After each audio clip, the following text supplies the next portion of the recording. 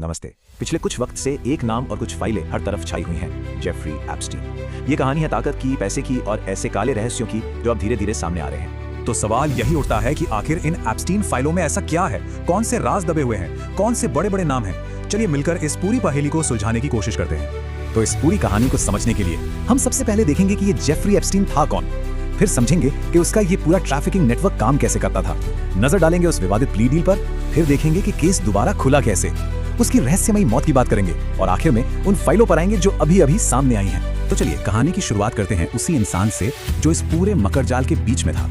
आखिर ये Jeffrey Epstein था कौन? कैसे एक मामूली स्कूल टीचर दुनिया के सबसे पावरफुल लोगों के सर्कल में जा पहुंचा? सुनने में अजीब लगता है, लेकिन एप्स्टीन ने अपना करियर एक हाई स्कूल में मैथ्स टीचर के तौर पर शुरू किया था, लेकिन उसकी मंजिल वो तो कहीं और ही थी।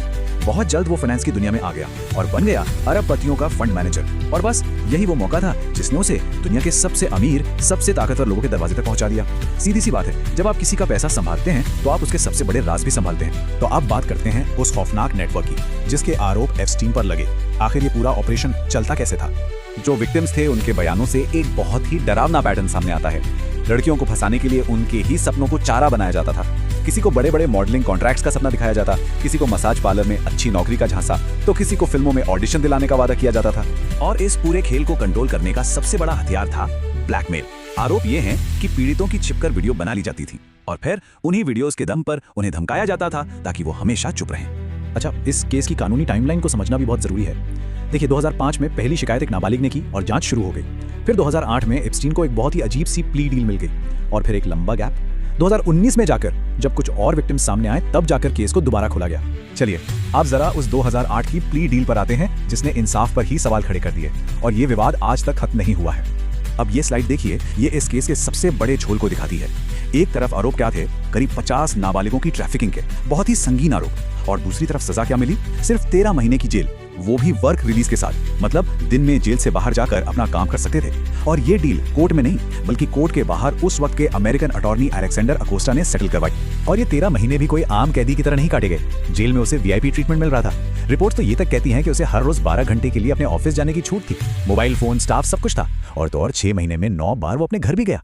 और सबसे ज्यादा चौंकाने वाली बात, इसी बीच उसके 12 से ज्यादा साथी रहस्यमयी हालात में मर गए, जिससे ये शक और गहरा हो गया कि कहीं कोई बहुत बड़ा कवर अप तो नहीं चल रहा। तो फिर एक दशक के बाद 2019 में ऐसा क्या हुआ कि इस बंद हो चुके केस को फिर से खोलना पड़ा?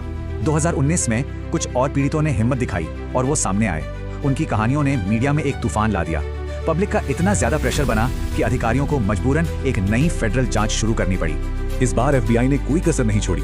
एप्स्टीन के घर पर रेड हुई और वहां जो मिला उसने पूरे केस का नक्शा ही बदल दिया।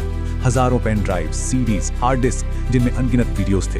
इन वीडियोस ने पीड़ितों के ब्लैकमेल वाले दावों पर मोहर लगा दी।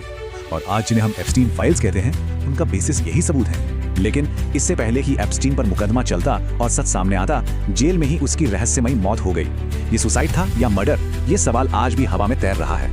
अब देखिए, ऑफिशियल रिपोर्ट कहती है कि जिस रात उसकी मौत हुई उस रात ड्यूटी पर 2 गार्ड्स थे और दोनों एक ही वक्त पर सो रहे थे। ये कैसे मुमकिन है? और सिर्फ इतना ही नहीं, उस रात के सीसीटीवी फुटेज से ठीक 1 मिनट का वीडियो गायब था। वजह टेक्निकल खराबी। तो ऑफिशियल तौर पर तो इसे सुसाइड ही करार दिया गया। लेकिन ये सारे सवाल, ये अजीब इत्तेफाक, इनकी वजह से ज्यादातर लोग इस थ्योरी पर यकीन नहीं करते और तरह तरह की बातें आज भी होती हैं। तो चलिए अब आते हैं आज पर उन एप्स्टीन फाइल्स पर जो हाल ही में सामने आई हैं और देखते हैं कि हम अभी तक क्या जानते हैं। रिपोर्ट्स की माने तो एफबीआई के पास सबूत के तौर पर 80,000 तस्वीरें हैं। 80,000। जरा इस नंबर की गंभीरता को समझिए। लेकिन इन 80,000 में से पब्लिक के सामने कितनी आई हैं? महज 500 के आसपास। मतलब कुल सबूतों का एक बहुत ही छोटा ना के बराबर हिस्सा। तो सवाल यही है कि भाई सारी फाइलें पब्लिक क्यों नहीं की जा रही? सरकार का कहना है कि वो पीड़ितों की पहचान को बचाना चाहते हैं और आपत्तिजनक चीजों को पब्लिक नहीं करना चाहते। ये हुई ऑफिशियल वजह। लेकिन आम लोगों को शक ये है कि असली वजह उन पावरफुल लोगों को बचाना है जिनके नाम इन फाइलों में कैद है। और यहीं आकर ये मामला और भी बड़ा और खतरनाक हो जाता है। एक बहुत मजबूत थ्योरी ये भी है कि एप्स्टीन सिर्फ पीड़ितों को ही ब्लैकमेल नहीं करता था, बल्कि वो अपने पावरफुल मेहमानों को भी सीक्रेटली रिकॉर्ड करता था ताकि उन्हें ब्लैकमेल करके और ज्यादा पावर और कंट्रोल हासिल कर सके। तो आखिर में हम सब इसी एक सवाल के साथ रह जाते हैं, जब इतना सारा सच, इतनी सारी फाइलें अभी भी छिपी हुई हैं, तो क्या हम कभी पूरी सच्चाई जान पाएंगे? ये एक ऐसा सवाल है जिसका जवाब शायद ही हमें आसानी से मिले।